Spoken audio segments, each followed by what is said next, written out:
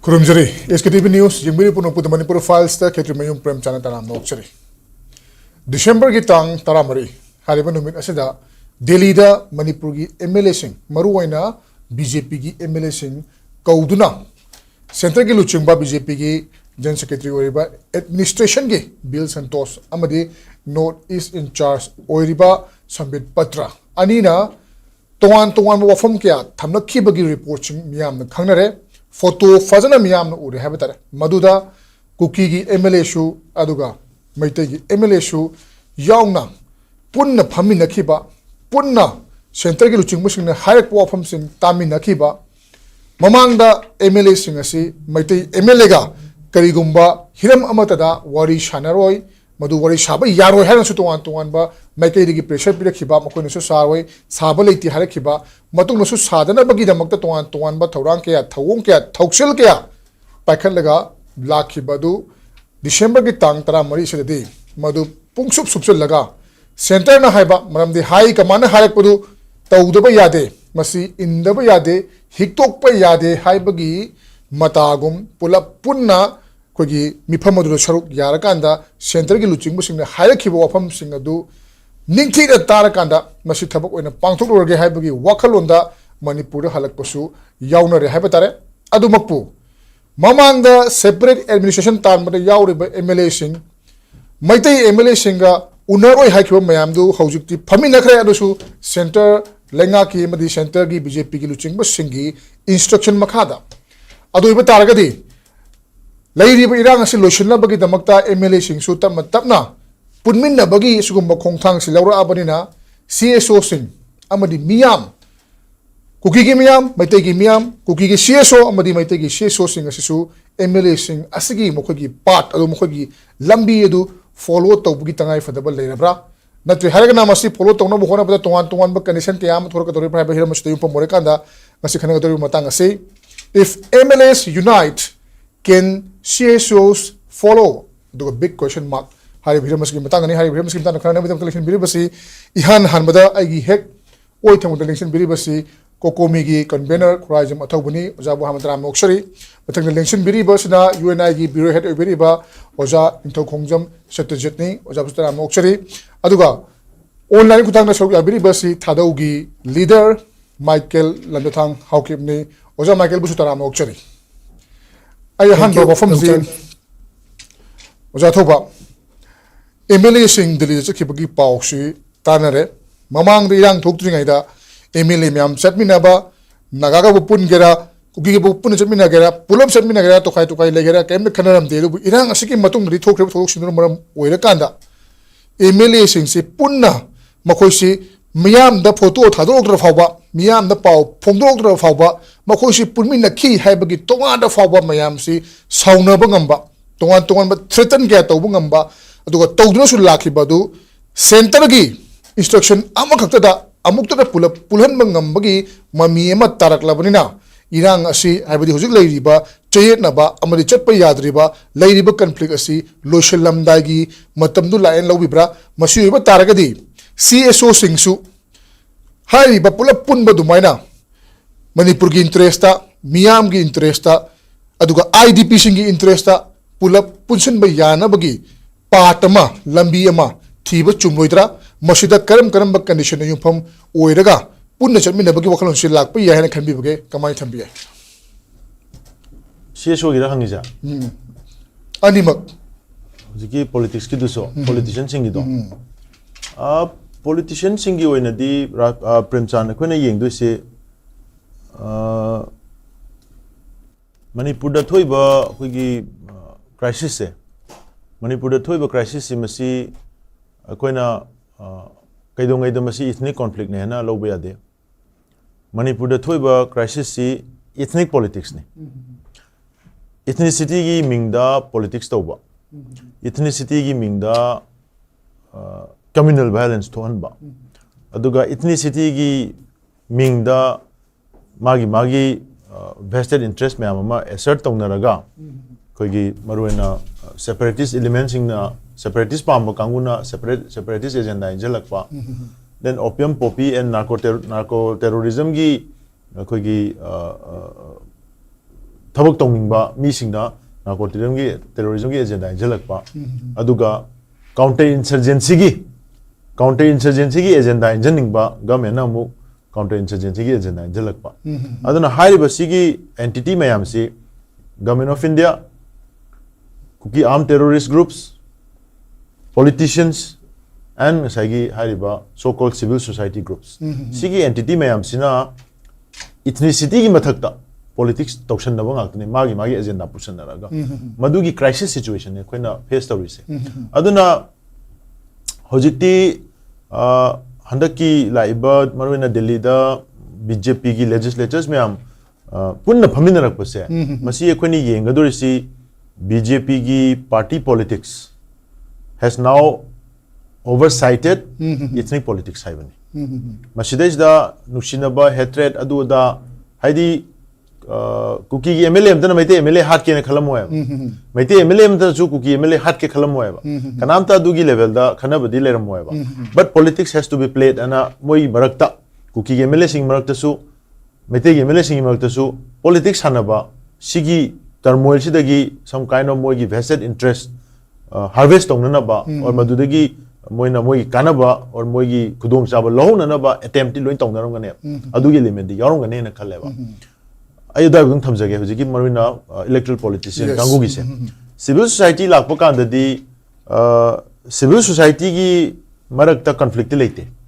mandi akoina kanagumba civil society amata da akoi hatred chu leite khana chainabagi wakhan chu khande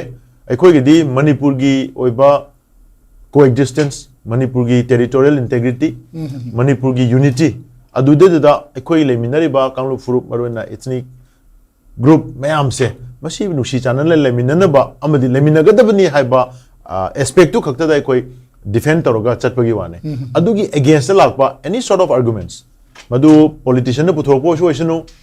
अदगी arm group ने पुथोरपो ओइसनु then individual na puthorpo su oisanu civil society na ne haiba kangu na su puthorpo oisanu we will always stand against that adugi principle du ne koina work torisidi aduna civil society ki marakta conflict leite akoina another moiga phamin na bai dangda akoina extra effort pi na bai maram su leite maram di akoina mokoi inthoki bu su leite only issue di akoiga puning da ba kangu do aduna moigi oiba initiative am logjagadabani moi pundana survive to bune hena moi kana ni khanbra पुन्ना हिमिनबना काननी खनबा से it's up to them अदुना प्रेमचंद हाइबिरबो कांदा Meitei CSO सिसु कुकी की CSO सिंगा equal stake ता थमगा अखोय जो कॉन्फ्लिक्ट सिदा यावबो दोना मैते CSO जो कुकी से पुन्ना फमिना करब यादोरिब्रा ना हंगक तारे अखोय दा अदुगी अकाउंटेबिलिटी अखोय दसु रेस्पोंसिबल ओहेले बट अखोय रेस्पोंसिबल ओइदे अखोय गी एवरी टाइम इरांग हौगम तम दसु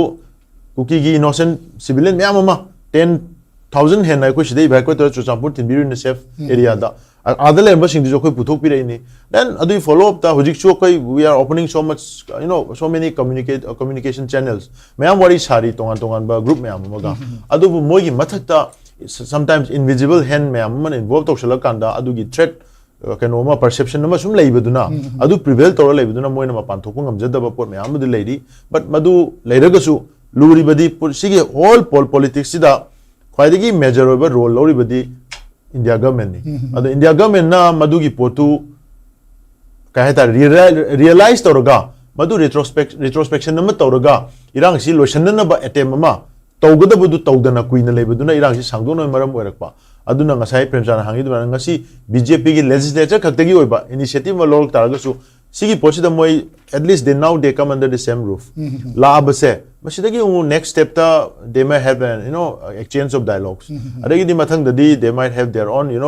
common political vision adu poto la kana tamna dum madugi positive side to the sananabagi attempt ma oiram taragadi I think it has to be welcome okay lairiba pibam masida haiba tara akoi gi roof amagi makhada MLA sing BJP gi MLA sing si की ethnic politics टुडेगी दी अखोगी चप मानब मियेंग अमदा मणिपुर की ओइबा सुगुम्बा piece लाकनब लंबी सी पुरकपा अमदी political की ओइबा चप मानब view दु अबदी अखोगी community खेनेब लेतबा अदुगुम्बा MLA सिंग अम हाना ओहेन्नबगी अदोम दोइना वेटे से खर लाकपदोम तवी अदुमकना मसीमकना तुंगद करी ओरे कदी हाबदु तम ngamdre मखा ताबसे आई ओजा माइकल लन लाचगे ओजा मरुइना आगी साउंड ताबी को Okay, Right, right. ꯃꯇꯝ ꯀꯥꯏꯅ ꯂꯥꯛꯆꯅꯤꯡꯕꯁꯤ ꯍꯧꯖꯤꯛ ꯑꯩꯅ ꯍꯪꯖꯈꯤꯕ ꯑꯗꯨꯃꯥꯏꯅ ꯍꯥꯏꯕ ꯇꯥꯔꯦ ꯃꯃꯥꯡꯗ ꯑꯣꯖꯥ ꯊꯧꯗ ꯍꯪꯈꯤꯕ ꯑꯗꯨꯃꯥꯏꯅ ꯍꯧꯖꯤꯛꯁꯤ MLAꯁꯤꯡꯒꯤ ꯑꯣꯏꯅꯗꯤ BJPꯒꯤ MLAꯁꯤꯡꯒꯤ ꯑꯣꯏꯅꯗꯤ ꯃꯈꯣꯏꯁꯤ BJPꯅꯤ ꯍꯥꯏꯕ BJPꯒꯤ MLAꯅꯤ ꯍꯥꯏꯕ ꯃꯁꯤꯒꯤ ꯑꯝꯕ꯭ꯔꯦꯂꯥꯁꯤꯒꯤ ꯃꯅꯨꯡꯗ ꯂꯣꯏꯅꯃꯛ ꯂꯥꯛꯃꯤꯟꯅꯕꯒꯤ ꯑꯍꯥꯟꯕ ꯁ꯭ꯇꯦꯞ ꯑꯃ ꯑꯣꯏꯅ ꯄꯨꯂꯞ ꯎꯅꯕꯒꯤ ꯋꯥꯐꯝꯗꯤ ꯂꯩꯈ꯭ꯔꯦ ꯑꯗꯨꯒ ꯃꯁꯤꯗ ꯊꯥꯗꯧꯒꯤ ꯂꯨꯆꯤꯡꯕ ꯑꯃ ꯑꯣꯏꯅ ꯍꯥꯏꯕ ꯇꯥꯔꯦ ꯑꯩꯈꯣꯏꯒꯤ ꯀꯨꯀꯤ ꯍꯥꯏꯔꯤꯕ ꯑꯝꯕ꯭ꯔꯦꯂꯥꯁꯤꯒꯤ ꯃꯈꯥꯗ ꯂꯩꯔꯤꯕ ꯇꯣꯉꯥꯟ ꯇꯣꯉꯥꯟꯕ ꯑꯩꯈꯣꯏ ꯀꯨꯀꯤꯅꯤ ꯍꯥꯏꯖꯔꯤꯕꯁꯤꯡ ꯍꯥꯏꯕ ꯇꯥꯔꯦ ꯃꯈꯣꯏꯒ ꯍꯧꯖꯤꯛ ꯂꯩꯔꯤꯕ ꯀꯟꯐ꯭ꯂꯤꯛ ꯑꯁꯤꯗ ꯀꯔꯝꯕ ꯀꯃꯟ ꯑꯣꯏꯕ ꯑꯦꯖꯦꯟꯗꯥ ꯑꯃꯒꯤ ꯃꯈꯥꯗ ꯄꯨꯂꯞ ꯆꯠꯃꯤꯟꯅꯕ ꯇꯥꯔꯒꯗꯤ ꯑꯩꯈꯣꯏꯒꯤ BJPꯒꯤꯁꯨ MLAꯁꯤ ꯄꯨꯟꯅ ꯐꯝꯃꯤꯟꯅꯍꯜꯂꯀꯥꯟꯗ ꯆꯞ ꯃꯥꯟꯅꯕ ꯃꯤꯠꯌꯦꯡ ꯑꯃ ꯌꯦꯡꯉꯀꯥꯟꯗ ꯃꯅꯤꯄꯨꯔꯒꯤ ꯌꯥꯏꯐꯅꯕ ꯊꯕꯛ ꯇꯧꯔꯛꯅꯕꯒꯤ ꯁꯦꯝ ꯁꯥꯔꯤꯕ ꯑꯁꯤꯒꯨꯝꯗꯅ CSO ꯑꯃꯗꯤ ꯀꯝꯃ꯭ꯌꯨꯅꯤꯇꯤꯒꯤ ꯂꯩꯔꯤꯕ ꯂꯤꯗꯔꯁꯤꯡꯁꯨ ꯆꯞ ꯃꯥꯟꯅꯅ ꯃꯅꯤꯄꯨꯔꯒꯤꯗꯃꯛꯇ ꯆꯠꯃꯤꯟꯅꯕ ꯌꯥꯅꯕꯒꯤꯗꯃꯛꯇ ꯀꯔꯝꯕ ꯀꯃꯟ ꯑꯣꯏꯕ ꯑꯦꯖꯦꯟꯗꯥꯁꯤꯡ ꯂꯩ ꯍꯥꯏꯅ ꯈꯟꯕꯤꯕꯒꯦ ꯃꯗꯨꯗ ꯆꯪꯁꯤꯜꯂꯒꯗꯤ ꯈꯔꯗ ꯑꯣꯏꯔꯕꯁꯨ ꯍꯧꯖꯤꯛ ꯂꯩꯔꯤꯕ ꯆꯪꯕ ꯌꯥꯅꯗ꯭ꯔꯤꯕ ꯑꯃꯗꯤ ꯃꯤꯁꯇ꯭ꯔꯁ ꯃꯌꯥꯝꯁꯤ ꯈꯔꯗ ꯑꯣꯏꯔꯁꯨ ꯀꯣꯛꯀꯅꯦꯅ ꯈꯟꯕꯤꯕꯒꯦ Nangarang nahangi Bharatiya Janata Party ki legislative members mayam ki meeting do after 3rd May 2023 matungda hanba pangthok pa ama oihini adu nahan ngai di adu gumba ki atmosphere do leitaba oibra or leiraga BJP na initiate to dabra adu gumba wahang hangba yaba ama lei ani subai sida leader of the legislative party haitare BJP ki oina February 2025 degi di leihidreba matam dugi leader ex chief minister and Biren Singh resign torokpagi matungina BJP na hojik Manipur da legislative party leader leite pa adubu party ki leader meeting leader leite bagi maram oiduna central na direct national party ma oina representative mayam bu kaura kansida irrespective of religion irrespective of community loi namak BJP ki 37 MLAs singse loi namak yawe pa yawdo ba hum singsu valid reason hai tare central leader da communicate to duna iduna communicate to duna genuinely moise chatpangam da bane mi ahum do maru oina MLAs Paulen lal ne MLA Vungzakin Valte ne MLA le Pau HAOKIP mioi ahum MLA ahum do yawda bane yawdra basu moi de fazana central leaders in the communicate to we pa adoi taradi that means nahangai talking space phangam deba pot do hojik di talking space phangbangam khrepa adoi taradi May 12 2023 da akhoi se Imphal gi tanthokre Manipur se kai khre to khai khre separated oi khre akhoi mayam sing se akhoi se Imphal gi Jingmerong gi office gi tanthokre akhoi di suhan halaroi akhoi gi property mayam adu da mayam sing se akhoi loi namak thokhrabne akhoi di suk chat laroi haina separate administration in a form of union territory that also in a form of Pondicherry model phangringai phawdi akhoi not to humanity not to talks nothing haina yam akan basten loramba 10 MLAs manungda taret sina adumayam singbu compromise to raga party na important oye party oina important oye maramdi party na khoibu meeting sida participate to bata toramdrabadi lanmi oigedra kana oigedra party na absolute supreme oye khoi yaudravadi khoi se tanthok pa yai tanthok odi Jingmerong gi Manipur Legislative Assembly Michael की line से खरा technical glitch खरा लेबा माले PCR की पाव PB अगदी यम नंगाय जगने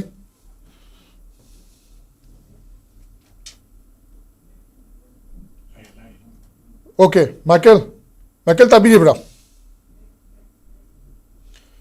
okay Michael की मागी स्टेटमेंट से ngak lerga ba tare masigi leidi ba kudong chada ba si masi mapung fana address obong makan da mo pujarake ai makha tarak ba si Oja Satyajit, Oja Maruina, MLA sing, BJP MLA sing, Central Command abagi makada, Mokoji, Chapman Purpungam Targadi, Akoigi, Maitay Madi, Cookie, Mia my better. Tonga Maitay, Yoshanu, Cookie, Yoshanu, Cookie Gida Maruina, Cookie Luena Magnate, Kogi, Manipur Tugai Ningban, Tragana, violence at Tariba, Lambi thing with a hina, Kumang social liberty, Kangzadaba, common people, Kamasulari, Sahi Kiagi, Mamang de direct lab habitat. Masigum Maya Makoshu, Manipurgi, Apunbagi, Satam Situmak, Nagalaning Musu Mayam, Yorum Haning Late, Maramaduna, Kamanamagi Makada, Akogi, separate administration Talamba, Kangbu du Pau Yauna, Punna Amata Purpangam Targadi. Karigidamakta people to people connect Maruina Kogi, social unity habitat, Masi Purpangam Loidoribuno, Masi the Karam Lambish in Quinny Bayab. Kuigi ngasi ngang bi khriba ani se marui premchan kuigi waja thoba waja lamja thang moisi stakeholder ni manipur gi issue sida kuigi chatana khotana direct involved to bache moigi voices kai gi waja lamja thang issue reso to bo isanu line khra ya da khat bo rongani ko sigi marak sida khoina hajiki su somna hangbadu laktingai da yam tang kaino waja su lai Nakado ang amu hambira han yam tena thamjage ko akoi gi maside na thamjani ba pot ani ne ngasai gi sangasi civil society ngasai akoi gi athobu de ke gi hanggib do masi mayam ne nuai na bai pot amtang thamjage bo manipur da ngasi involve to baga atei lamga manada ba si akoi sida ga politician haisi ga civil society ga je khane bo politician haisi di prajani elector ga ma je power pai doin ma te power politics ne haidi mal akanda Akoi mi transfer toba, governance toba, tika toba, madu tasin masi power politics, financially involved toba. Yam choba structure amaneba. Masi constitution na piba, magi makada leiba ni, magi legal framework ama, masi acceptable ni kwa, masi prithibi pumbada leiba, adu ma system amada yauba, work toba, adu na ni, mui kangbu ni ngarang wai sanari si. Aduga civil society o akoi waja tobo hime am kaki tobi sina, masi direct power politics na teba. Masi akoi na akoi European concept ni muna pressure group ka hai ko. Manipur da di masi akoi na pressure group tagi hai da na akoi hai da people's voice ai to hai ni people gi asing wa voice to kari gi no hai matam da atopa lamda discussion to base yem bio ba politician ngak to bani Manipur da di politician du na tholak ta da na khoi thobu hoi lamja thang hoi adigi civil society gi nupi gi students ba tholai se political voice to niam tha ki bdagi hai di mohot chin da political become do fill up tawna ba praja hai ba se kangau nar ga lei bi ati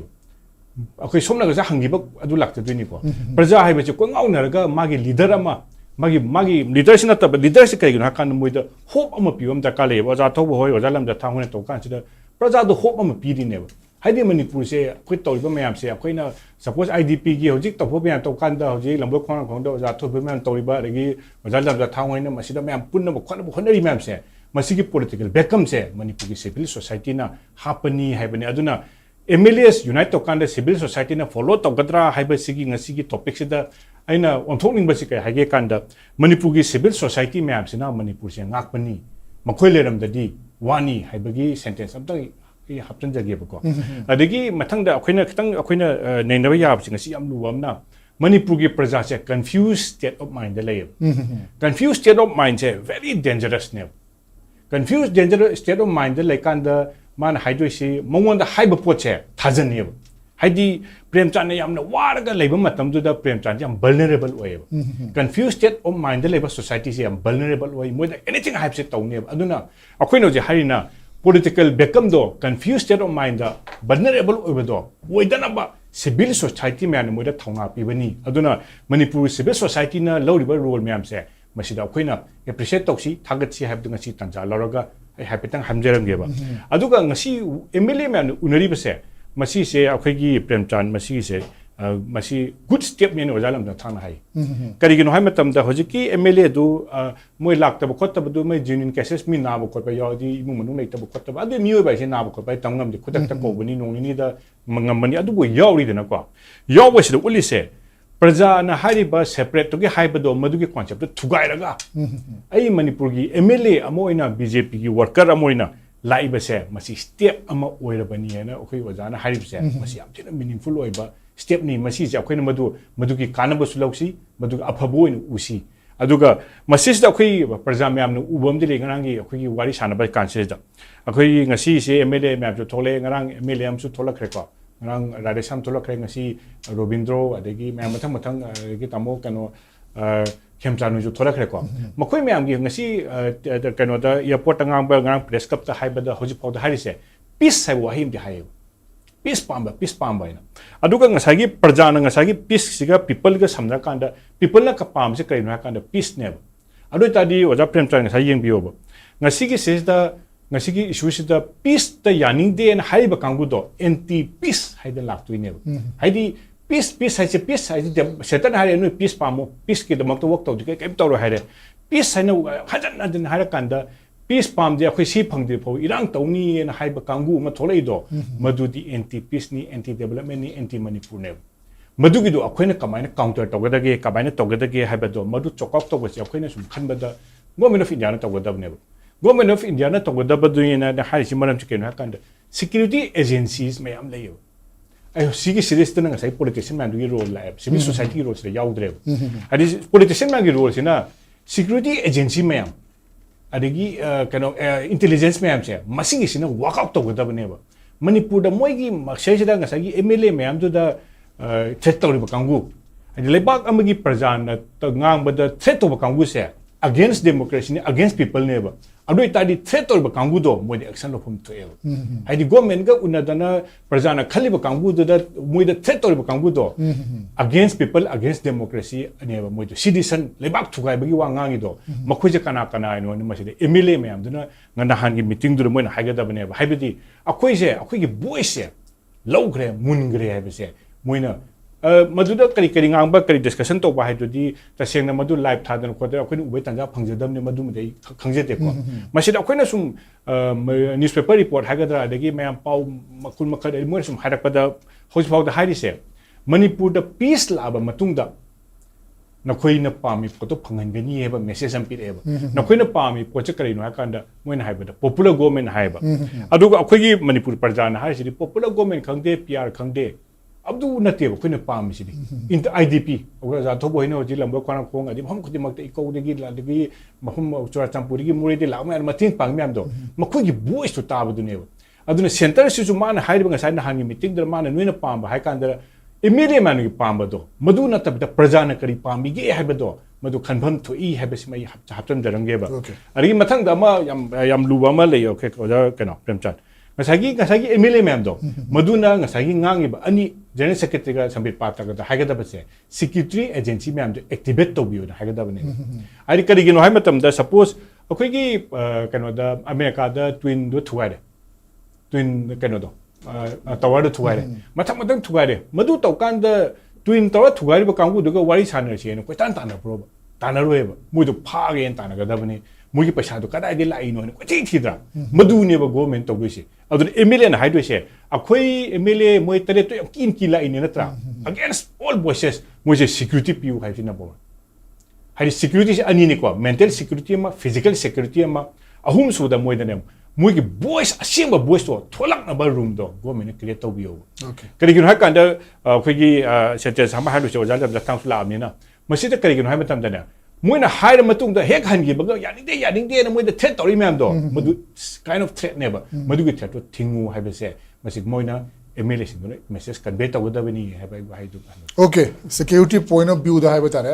ko gi MLA sing ase makoi na maitai MLA sing yauna punna mi pamin na ba madu ri yaning da ba pongdorok pa adu tongan ba negative reaction myam lak pa du madu gi da mak di yam tangai fadana security mathau tai hai bani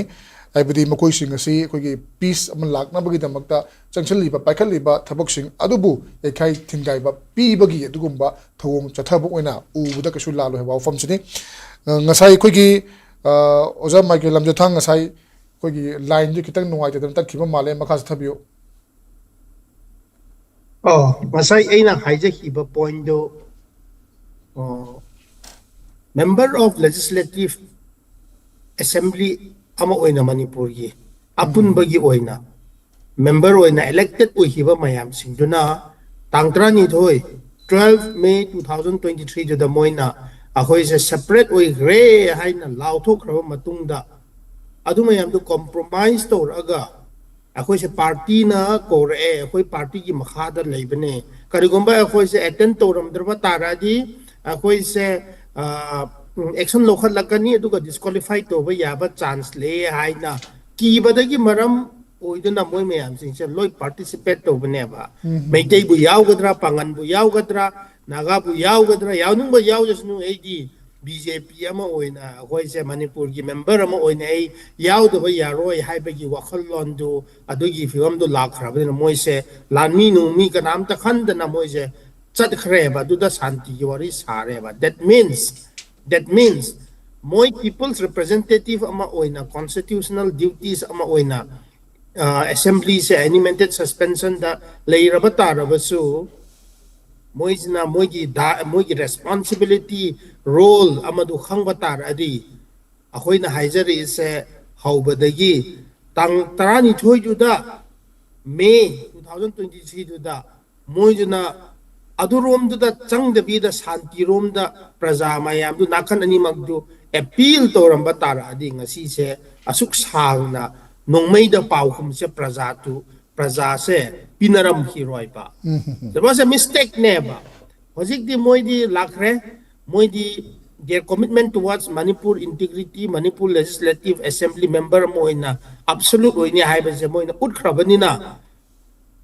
handaki irangi matang sida peoples to people fight sing se praja to praja gi khatnaba mok mayam communal ethnic anything violence gi khongthang se kanam ta chatla roi haibe se akhoina thajaba ama leibadagi maram duna officially civil societies mayam pundrabasu karigumba BJP gi ama oina leader ama oina tara manungda tareti majority ama oina moi lakhrabanina officially it can be treated as it's a closure of the conflict officially loire haina loba paba yare ba maramdi sugi kangbu sing se suspension of operations su handa ki PR manung da extend to bigre Manipur praja mayam na su ya dawa pot je moina central government na lenga ma oina akhoi gi expression mem yeng ge bida extend to bigre du da MLAs mayam gi apamba vested interest du ningtung grobani na moina su kangbu sing na hojik di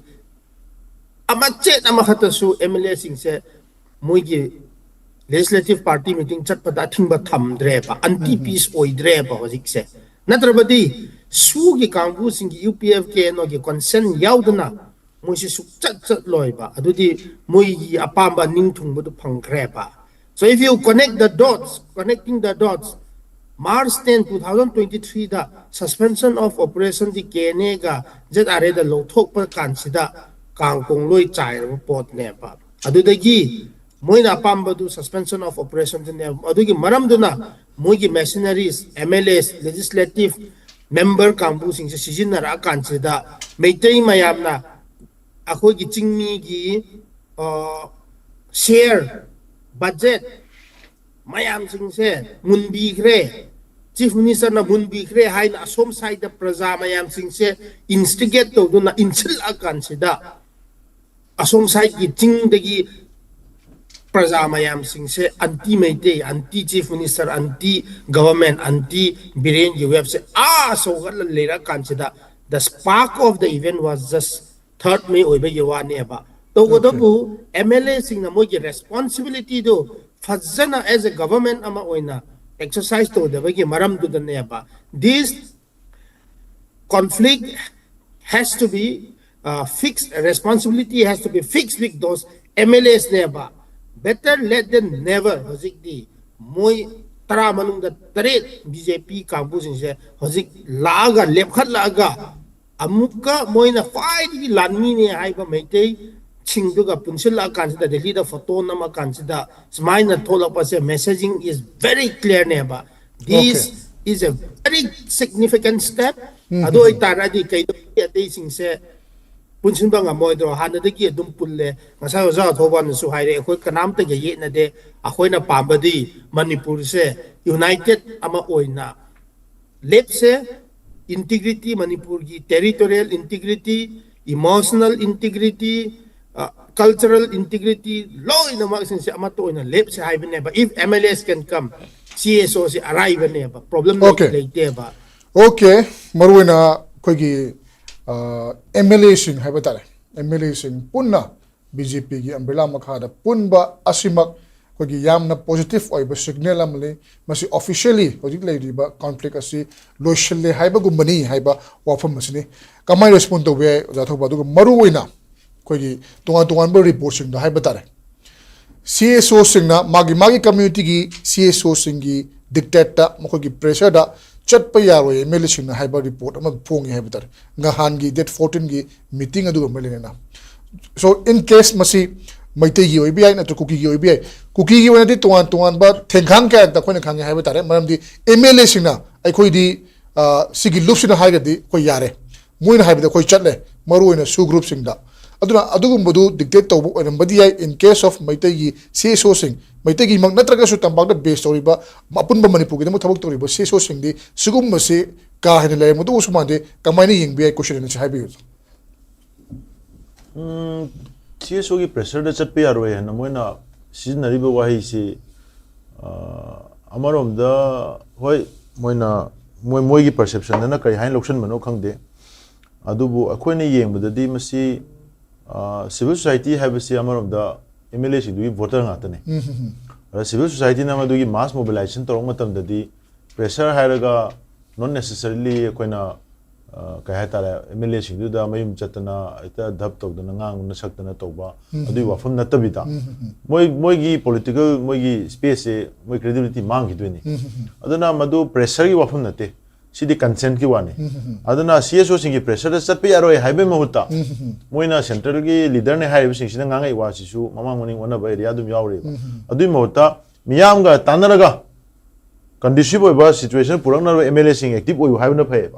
hoji phauda suspension animated suspension lai rene hek president rule impose to khima tam dagina hoji phau sida MLA singi responsibilities ekdam koi gi kai hai tare almost negligible ne ba so nagi moi da lago paisa du moi gi constituency da confine toraga hayeng ma gi vote bank tu mang da na bagi adu maintenance tor lai du khakta ne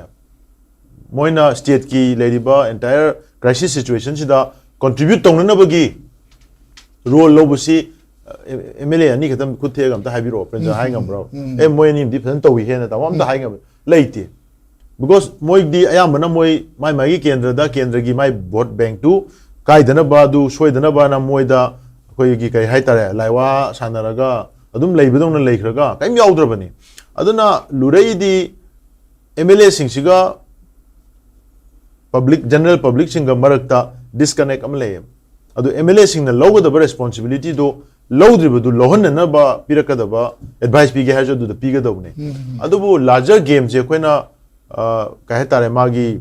scope se kidanga mu inthoga yeng matam da di port punumak sidajda ai sa haijaba government of India adegi government of Manipur si India gi government of India gi makhada pirakpa magi advisory me amdi matu ina moi thawak to halle BJP gi khutang do PI ma gi khutang do PI ko aduna government of India si Manipur gi crisis sida akhoi gi meeting dadi makhoi si mediator na te moi si crisis sida party amoi na moi gi policy aranba policy me amana create or situation amane na khoi di uri bane ana sigi aspect mayam si akhoi na sida ngangna riba naina riba punamak si akhoi gi chaliba MLA ne chaliba mayam sigi maikai degi did they ever convey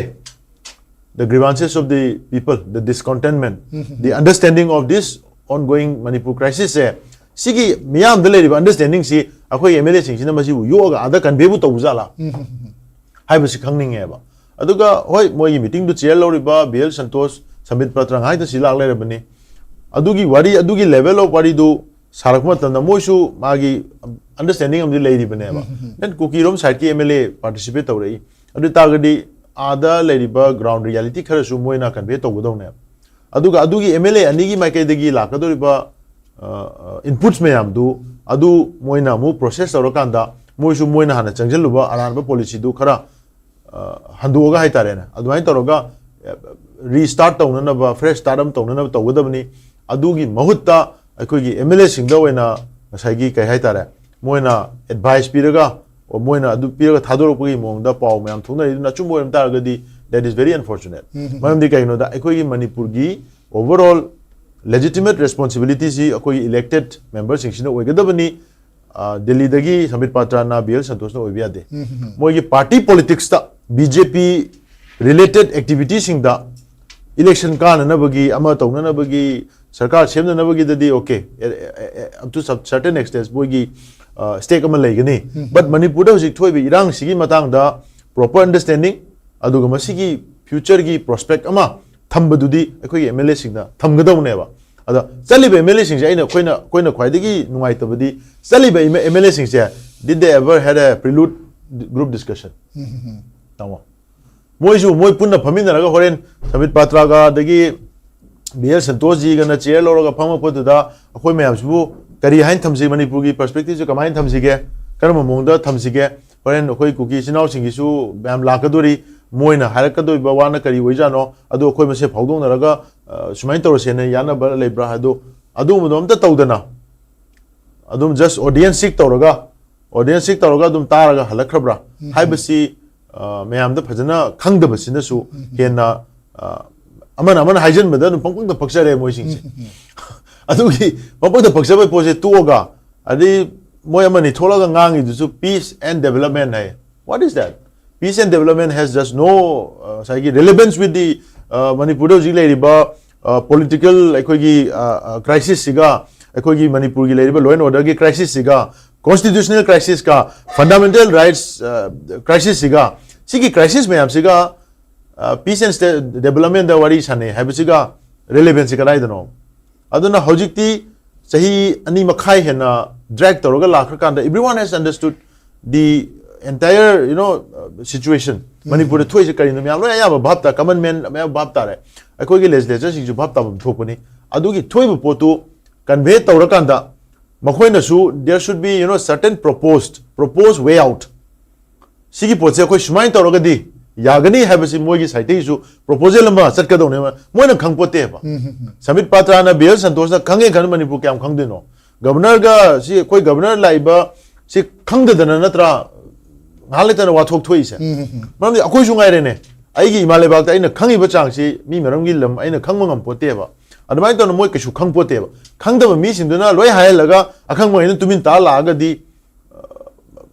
ngasai gi logical conclusion di pura pasong mo logical conclusion pura ke hai taraga di sidagi ground reality khangi ba singsina chalaga ada convey toroga moina common platform ma maruena matam sangna unarudraba legislature singi marakta kuki jomi legislature singa koi sona kandagi chaliba legislature singi marakta facilitate toroga moina common platform ma da hairiba ideas me amdu punna share tawna ba platform share me habdu adu am pharen lawrase neutral space ma Delhi da BJP gi moi conference hall room da lominare lominare yare ba but input has to be always from the chaliba me amna pb ga dawne ba madu pidabra ara piragana kari pidagana kaido pidrino haiba sigi wahangani sigi answer se ngasi koi miyam gi khutta lebra leite adu tardi moina chalaga tawrisi just adung bagi level gi of talk to sudau tawdana only common koi gi table lamada punna koi han bagi wena space share tawminabdo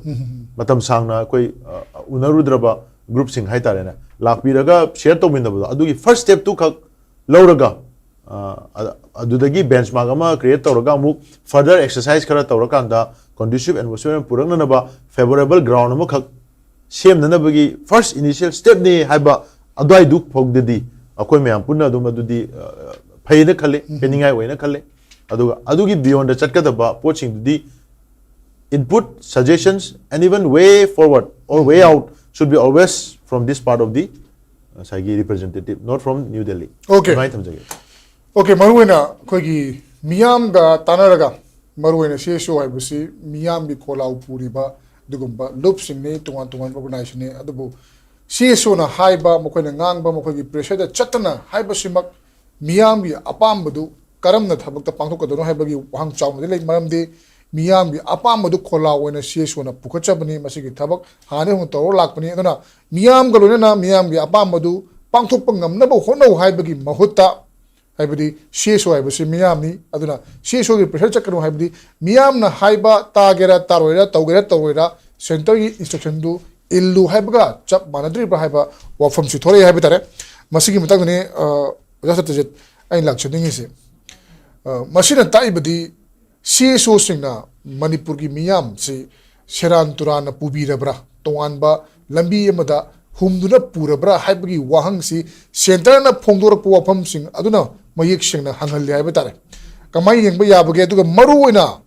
Kogi Dead 14 gi Mifam Masida Kogi MLA sing Aduga Samit Patraga Bills and Tosnaga Makoinaga Toanba stage amada Pamaga Atai Kogi students in Mawong the schooling Lobugi Mawong the Adugumba Taukibasi Toan ba section kya dagi nuwaita ba Phongdor habitare Faniam Patragasu Manipur gi Miyam na Thagat Kiba Mihut Naktani Makoshi MLA Hari Basi Makoi Kene Dugi Nate Manipur Legislative Assembly Habasi Manipur will represent Tauribani Madugi Manungda Akogi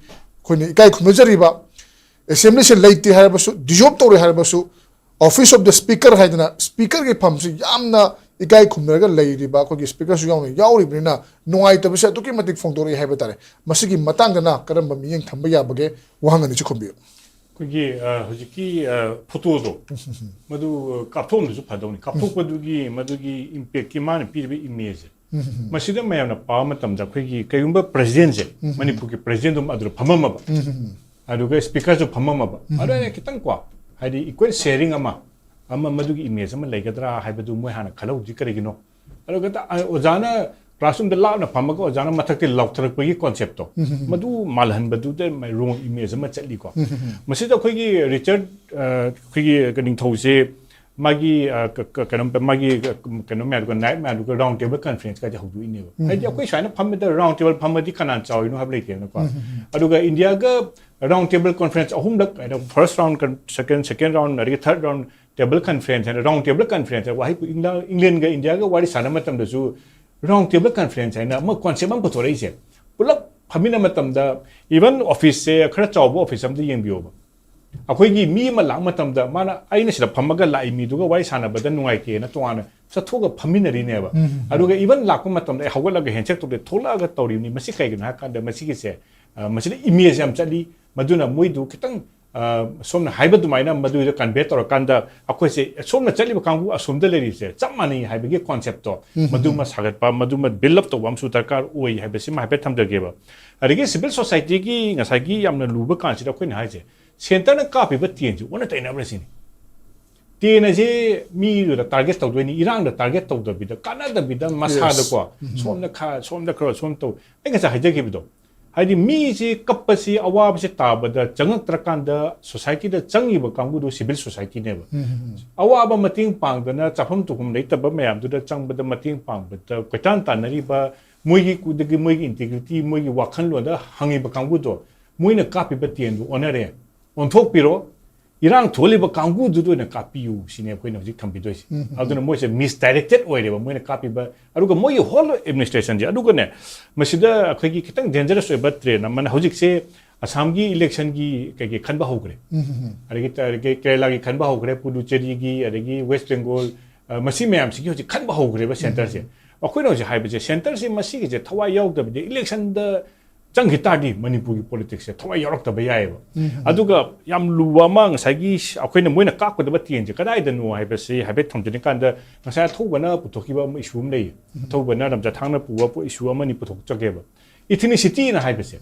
akhoi center na haiba se kan da ethnic based concept suppose akhoi ngasi lai kan da khetri memam suena Premchand na da sung laur ba athoba gi khuraijam am suena aina ning thok khongjam ge ma suena aina da laur di madu ya de ba akhoi no je hai se ethnic based voice Mas cartel tau si habe issue me center la ko ka dab ne hai no hai pata Manipur gi khande develop se peace and development hai na tro peace ki hayu development gi hayu hai na concept ama thamga da bane ba ari mathang da agla khoilam ja thana hai ki hojik ti territorial integrity se masida loi ya re ha kan se center na ne masigi matang da nga ko si nu nga anu territorial integrity ari suspension of operation gi hai ba agreement sign to gi se hada ke su preamble da clear cut hai territorial integrity of Manipur matang da wanga ma sungya ya di siam pa clear cut hai ba madu tadi hojik hai ba su to ri ba kangu se mo ju hai kra bane aduna moina hojik separate administration hai tadi moina agreement soi to gi do madu gi against tani aduna madu nalen boy tharga mo ju pha ba yari ne masigi consequences masigi mayam se leitabadagi toraineba adigi hojik am luba ma akhoi center na togadabse kapkodaba tiense premchand hate speech stop togadabane haidi mi se khanaba ani se magi nung langnaba se nung dupi dadi khanadre kwa kang and judge no king adi khanadre judge na kwa adu hate speech se akhoi platform je anybody to kanda akhoi irang to matamda lebak ama control togadi hate speech nga ma singje phajalu waina suppose England da khoi ra tokomatam Australia tokomatam Europe to tobase hate speech phaba me adi masi phajale ke na kanda madu leitana ba adigi Manipur gi ama yam luba masi ngasi tanja se ha de ka disarmament se abu ka haide ya de akhoi no mai se moida nga sagi emile tara dun ki se karino no mai ki bani yam sena clear cut to ko paisa ki bane ba madu kari gi no ha ka nga sagi aina haida su ya ba me no khangna ba issue me am du ne ba makhoi gi do madu line ka that piu ha ba se ai samlap tham de ge ba aduga akhoi gi Manipur da yam luba amna ne nga sagi whole issue se deal to ge kan de center na ka ko da ten je Premchand akhoi gi leibak se da akhoi ngasi yan ne sai matam da akhoi ne khan ga da mi kha de lei tasing na sok ba akhoi je third party second party third party ne ba khoi je na kan da first party haji kana na kan internally displaced person mi kudra ma thoi hoji mangi ba adagi nupi macha thi ba khang di ba makhoi se directly affected ne ba makhoi gi se masi se always in mind le matuna tawada ba hana Manipur problem resolve to ge ta di akhoi gi muida justice ama pibam darkar lei hope ama pibam darkar lei habe se ngasi gi tanja se lo haijage ba masi gi issue ma je center na thar matung da tien je ka ba matung da na ha si lak toi ne ba sima su lakan da peace lak toi ne ba aduna ngasi gi ko center na to je khoi na ha ba da san loi jingai da chapu khane chachu thugai da khoi maitai wari Manipuri wari yim lei ba do madum na sum dai re aduna kata de kapi tien jo khangdre ha ba do ai second round je sumaina ha ba thamjagi Okay. Center na makoina focus pigadaba makoina attention pigadaba mafam du honorabra maruina akhoi CSO amadi miyam rona chakadaba du CSO da tashinabagi mawong ma malhali si kari gino masi honorabra atri haregada MLA simuki haliba threaten tawriba singadu maduda focus pirikana maduda kapkadaba tinadu onatarina kapabra haibagi ofam sisu lai haibane ai aroibase oza Michael lam thang ai laksaningi se tabiri ko ja maruina hojik haibi ki bhai batare MLA miyam ama same roof BJP ki makada pun ki ba si amna positive over signal masi officially laidiba conflict si masi close to resolution le haibagi signal ne habadu haiba thambi khre haiba tare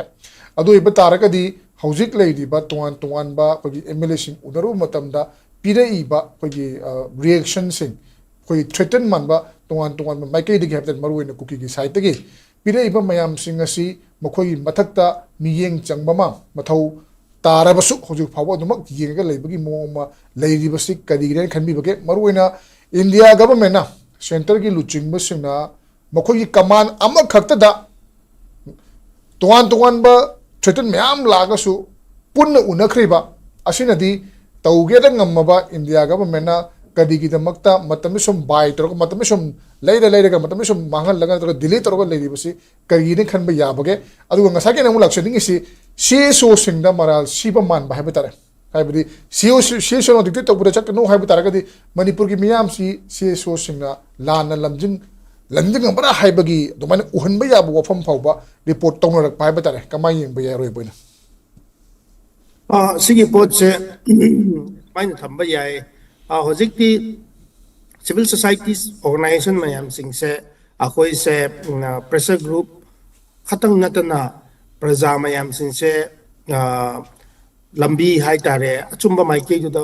pukhat ningai gi dabak tane ba masi CSOs leiriba mayam sing se CSOs leiriba mayam sing se akhoi taseng na hai tara di kada amta anti Manipur or anti societies or communities amata lehi de ba the problem started because of the administrative grievances. Administrative grievances asom site the ching the lay thola kan the lakpane ba. Semayam sing sa la kan sida maruoina maitai or government or chief minister na akhoi gi fund mayam sing se loy namak chathu pi kre hai ba de du de lakpane ba sigi praja mayam thola ise sigi instigation mayam sing se root cause ne ba adui la kan sida CSOs mayam na kera kham ke hai rabusu ngam da pot ama tanja ama leye ba asi phau was the COCOMI or any except cookie CSOs na te CSOs mayam sing se lan to se kap se khot se hai ba am ta kai kanam ta leite ba Okay. to do bu civil societies mayam sing se loi na mak amam ba sing se moi se lan ka khat na ba sida to ki bne ba moi se loi yawe ba pha ba yengo loi na mak CSOs gi leader anam ba dum yawe ba heinous crime to ba khoding mak sida cookie gi side gi sida ko so aina haining ba point di so MLAs sing na masa masa gi party gi yamna jet pangam da ba pot hai ba sidi si he na party he na wang ba sarkar ma le ba central government le ba si na central government na akhoi mayam sing se kaino to ba pot sang sa sa thoban so hai le geopolitics ama yawe ba sigi geopolitics si da